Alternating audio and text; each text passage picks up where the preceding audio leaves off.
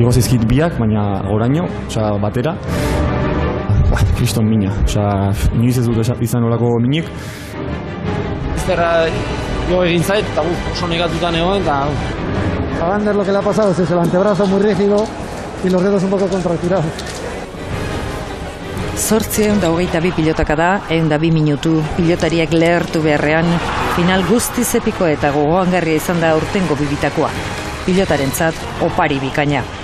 Lasok eta Imazek eskuan izan zuten garaipena, oso gertu. Jokoan nagusi, 11 eta 17 aurreratu ziren.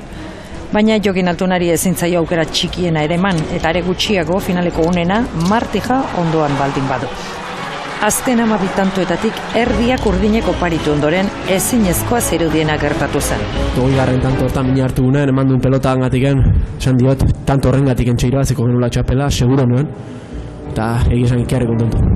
Gorriek irauli egin zuten markagailua eta 22 eta 20 nagusitu ziren. Jokin Altuna historiako 8. pilotaria da, buruz-buru lauterdian eta binaka txapela lortzen. Julen Martijak ere badu ze ospatua, 24 urterekin Etxeberriko atzalaria da binaka 2 txapel irabazten gazteena.